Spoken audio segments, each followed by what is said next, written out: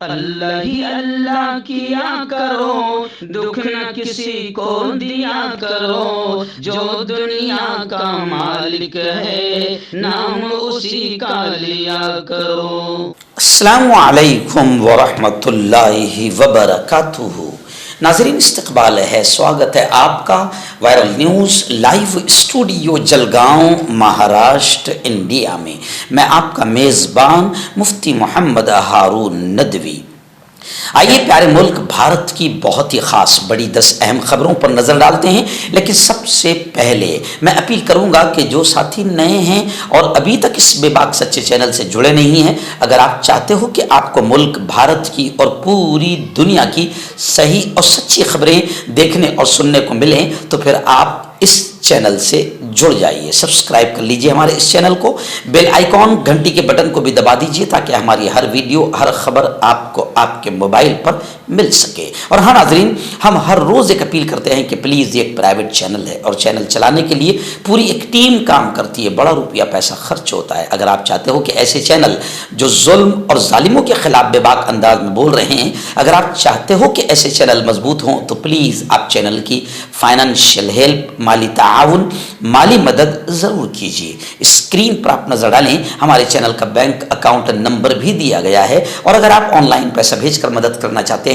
तो गूगल पे, फोन पे और पेटीएम तीनों का एक ही नंबर है 9637541786। अल्लाह ने जो भी आपको ताकत दी है उस एतबार से हर दिन या हफ्ते या महीने में एक बार ही सही 200, 500, 1000 जो भी आप चैनल की मदद कर सकते हैं, चैनल की मदद कीजिए, चैनल को मजबूत कीजिए, हमारा साथ दीजिए। नाज़रीन, गुज़िश्ता कल रियासत महाराष्ट्र का तालीमी शहर पूना के कोंडवा में एक बहुत बड़ा ग्राउंड है, छत्रपति शिवाजी महाराज के नाम से एक शानदार ग्राउंड कोंडवा में, शीतल पेट्रोल पंप के पास। वहां पर पूना कोंडवा की मशहूर मारूफ मिल्ली तंजीम, सामाजिक तंजीम आहद फाउंडेशन, जिसके अध्यक्ष है जनाब मजहर मनियार साहब, इनकी जानिब से, इनकी पूरी टीम की जानिब से एक बहुत ही शानदार प्रोग्राम मोहम्मद मुस्तफ़ा सल्लल्लाहु अलैहि वसल्लम तमाम इंसानों के लिए,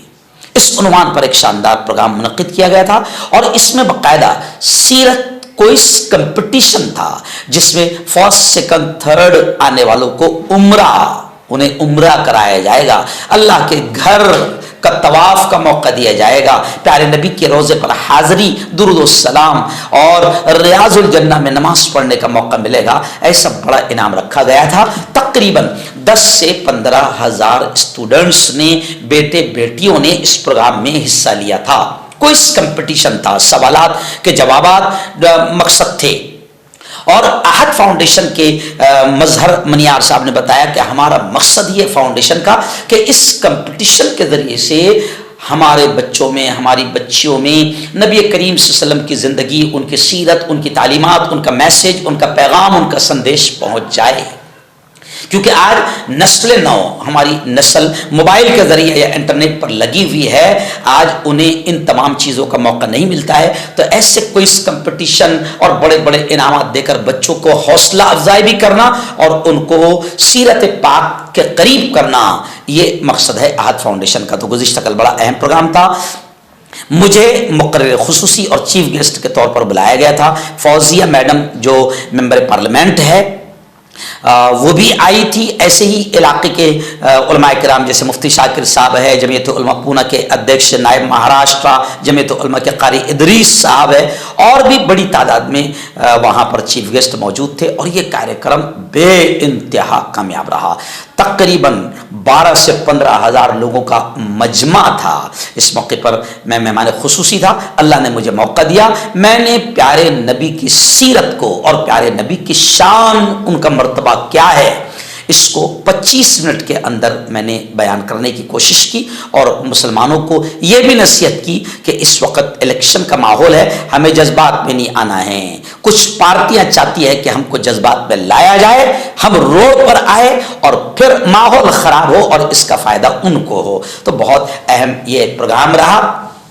हम मजहर मनियार साहब, अहद फाउंडेशन के तमाम जिम्मेदारों को और जिन जिन लोगों ने इस प्रोग्राम को सजाया था उन तमाम को हम दिल की गहराइयों से मुबारकबादियाँ पेश करते हैं और उम्मीद करते हैं कि आगे भी वो ऐसे प्रोग्राम सजाते रहेंगे।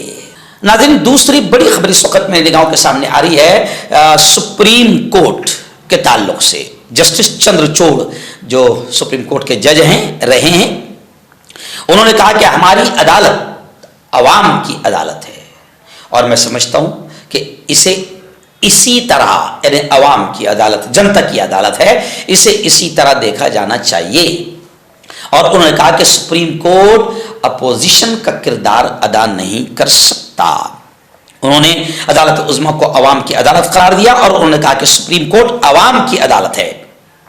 इसका यह मतलब नहीं कि वो पार्लियामेंट में अपोजिशन का किरदार अदा करती है। सुप्रीम कोर्ट ने गुज़िश्ता 75 सालों में जिस तरह इंसाफ फराहम करने की कोशिश की है, हमें उसे बरकरार रखना चाहिए। हमारी अदालत ऐसी नहीं है, हमारी अदालत अवाम की अदालत है और मैं समझता हूं कि इसे इसी तरह देखा जाना चाहिए। जुनूबी गोवा में बैनुल अक़वामी कानूनी कॉन्फ्रेंस से खिताब करते हुए चीफ जस्टिस ने ये बातें कही। नाज़रीन, रियासत उत्तर प्रदेश के बहराइच के हालात आपको मालूम है। बहराइच में भगवा आतंकियों ने क्या माहौल किया और फिर उसके बाद हुकूमत ने जो आतंक का नंगा नाच, एक तरफा कार्रवाई मुसलमानों पर करके खेला है, वो दुनिया देख रही है और दुनिया योगी आदित्यनाथ हुकूमत पर थूक रही है कि वहां पर पूरी तरीके से इंसाफ का मर्डर और कत्ल हो गया है। और योगी आदित्यनाथ, आप जानते हैं कि लोकसभा में पूरी तरीके से बीजेपी हारी है, इसलिए बौखलाई भी है और अभी ज़मीनी इलेक्शन वहां पर होने जा रहा है तो बीजेपी फिर माहौल खराब कर रही है, ऐसा साफ तौर से जनता का कहना है। खैर, बहराइच के बाद अब उत्तर प्रदेश के बरेली से खबर आ रही है कि बरेली में दो बिरादरियों में तसादुम हुआ, झड़प हुई, ईंटों और पत्थरों से एक दूसरे पर हमला किया गया। पुलिस ने FIR दर्ज कर लिया है। बताया जा रहा है कि इस मामले में पुलिस ने 10 नामजद और 15 से 20 नामालूम अफराद के खिलाफ मुकदमा दर्ज किया है। और खबर है कि ये झड़प शराब पीने को लेकर दो गिरोह के दरमियान झगड़ा हो गया। कुछ ही देर में दोनों बिरादरी के लोगों ने एक दूसरे पर ईंटों और पत्थरों से हमला कर दिया। इस वाकये की वीडियो भी वायरल हो रही है। नाज़रीन, उत्तर प्रदेश के बुढ़ाना से फिर बड़ी अफसोसनाक खबर आ रही है। जी हाँ, मैं कह रहा हूँ ना कि उत्तर प्रदेश से अफसोसनाक खबरें आती है। लॉ एंड ऑर्डर पूरी तरीके से ख़त्म है, वहाँ अंधेर नगरी चौपट राज है और वहाँ पर बड़े बड़े कमीने कुत्ते प्यारे आका हजरत मोहम्मद मुस्तफ़ा सल्लल्लाहु अलैहि वसल्लम की शान में तौहीन कर रहे हैं, गुस्ताखी कर रहे हैं और उत्तर प्रदेश की मरदूद हुकूमत उन पर कार्रवाई न करके बाकायदा माहौल को और ख़राब कर रही है। अभी खबर आ रही है बुढ़ाना से कि ज़िला मुजफ्फरनगर के कस्बे बुढ़ाना में तौहीन रिसालत सल्लल्लाहु अलैहि वसल्लम का मज़मूम वाक़या पेश आया। यानी वहाँ पर भी एक किसी शैतान खबीस कुत्ते कमीने ने प्यारे नबी की शान में तौहीन की। लोगों ने एहतजाज किया, उस मुल्ज़िम नौजवान को गिरफ्तार कर लिया गया है और 700 नामालूम अफराद के खिलाफ मुकदमा दर्ज कर लिया गया है। जमीयत उलमा के ओहदेदारान ने अमन व अमान बरकरार रखने की अपील की है। अरे भाई, अमन व अमान रहेगा अगर हुकूमत मक्कारी गद्दारी नहीं करेगी और इन शैतानों को, इन कुत्तों को बराबर से कार्रवाई करेगी इन पर, तो ऑटोमेटिक लोगों के जज्बात ठंडे रहेंगे और अमन व अमान बरकरार रहेगा। लेकिन हुकूमत नहीं चाहती कि शांति अमन व अमान बरकरार रहे, इसलिए इन शैतानों पर कार्रवाइयां नहीं की जा रही है। यती नरसिंह आनंद जैसा खबीस मरदूद शैतान अभी भी आजाद घूम रहा है। आंध्र प्रदेश के वजीर आला CM चंद्रबाबू नायडू, जिनकी लाठी पर बीजेपी और नरेंद्र मोदी खड़े हुए हैं, एक तरफ से चंद्रबाबू नायडू की लाठी है, दूसरी तरफ से नीतीश कुमार की लाठी है। तो अब चंद्रबाबू नायडू ने अवाम से, जनता से अपील की है कि ज्यादा से ज्यादा बच्चे पैदा करो। जी हाँ, आवाम से अपील की है उन्होंने कि ज़्यादा बच्चे पैदा करो। उनके इस मशवरे की बुनियादी वजह यह है कि रियासत में बुज़ुर्गों की, यानी उनकी रियासत आंध्रा में बुज़ुर्गों की आबादी ज़्यादा है। हफ्ते के रोज़ उन्होंने इस बारे में कहा कि रियासती हुकूमत आबादी के इंतज़ाम के लिए एक मनसूबा बना रही है। इसके तहत एक बिल लाने पर गौर किया जा रहा है जिसमें ज़्यादा बच्चे वाली फैमिली को सहूलतें, मुराद, फैसिलिटीज़ दी जाएगी। चलिए, बहुत अच्छा हुक्म है। मेरा ख्याल है मुसलमानों ने इससे मुसलमानों को इससे ज़्यादा फ़ायदा मिलेगा ऐसा लग रहा है। मुसलमान वज़ीर आला के इस अपील पर ध्यान दे ख़ास तौर से, बल्कि वो तो सबके लिए कह रहे, इसलिए हिंदू भाइयों को भी चाहिए कि वो ज़्यादा से ज़्यादा बच्चे पैदा करें, क्योंकि आंध्र प्रदेश को भी बचाना है। और जाहिर बात है कि आंध्र प्रदेश हिंदुस्तान में है, तो हिंदुस्तान में भी अभी आबादी जवानों की कम होती जा रही है।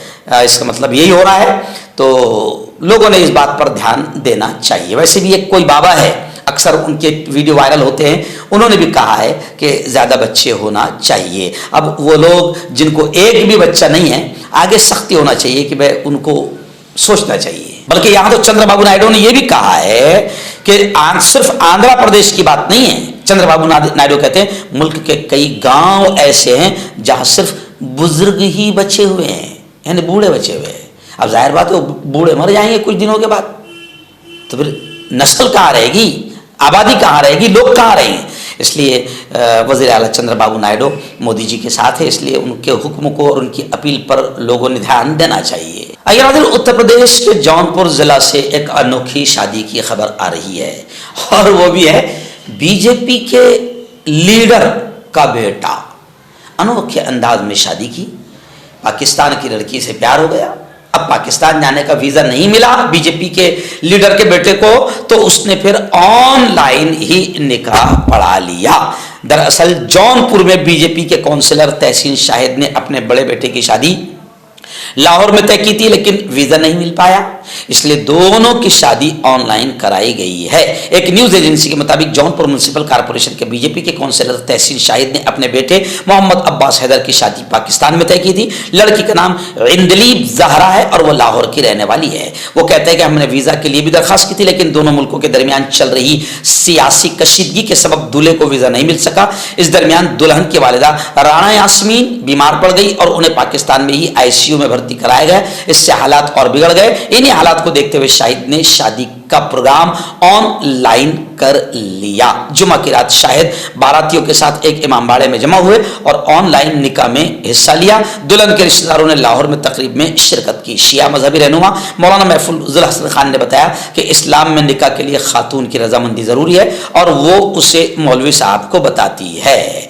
यानी ऑनलाइन बीजेपी के लीडर के बेटे की शादी हो गई है पाकिस्तान की लड़की से। आइए नाज़रीन, अब फ्लाइट को, प्लेन को धमकियाँ, बमों से उड़ाने की धमकियाँ रोज़ाना मिल रही है और धमकी देने वालों का कुछ भी नहीं बिगड़ पा रहा है, इसलिए रोज़ाना धमकियाँ मिल रही है। अभी 10 दिन से आप देख रहे होंगे, अभी फिर और खबर आ रही है कि मुंबई जाने वाली 6 परवाज़ों को, 6 फ्लाइट्स को बम से उड़ाने की धमकियाँ मिली है। इससे पहले 20 परवाज़ों में भी बम रखने की झूठी इत्तला दी गई थी। मुंबई पुलिस ने तहकीकात शुरू कर दी है।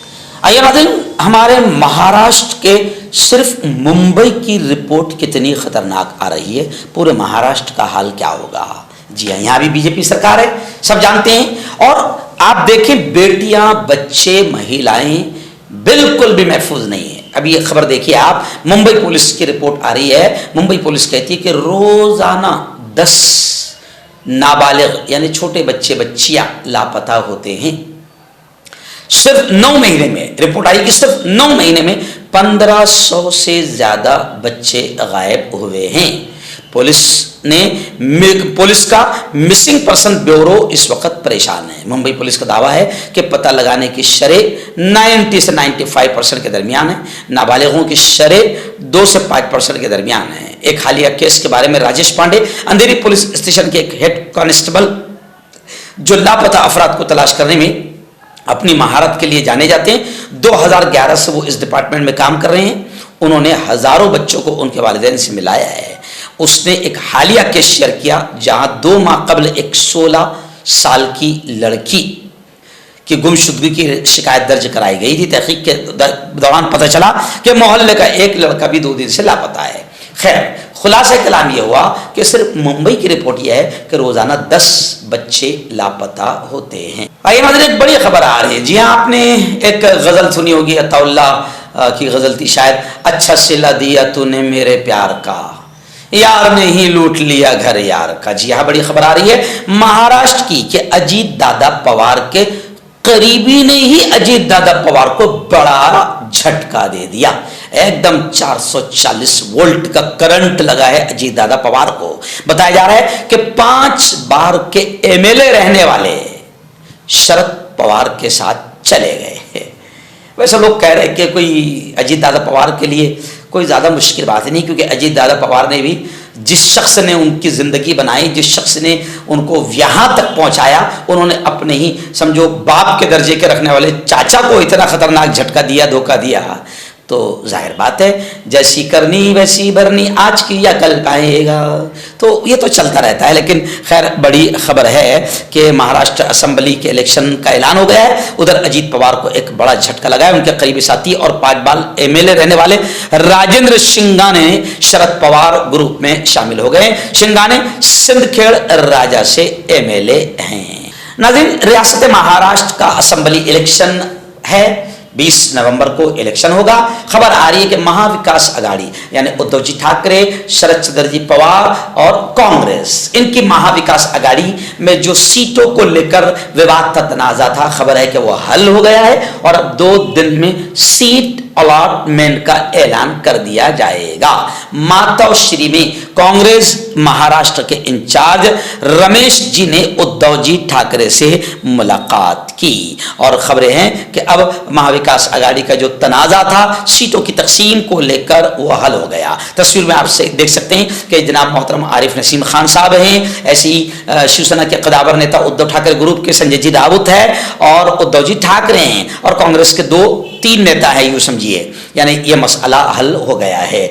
ये हल हो गया है तो समझिए कि बहुत बड़ा काम महाराष्ट्र को बचाने का हो जाएगा।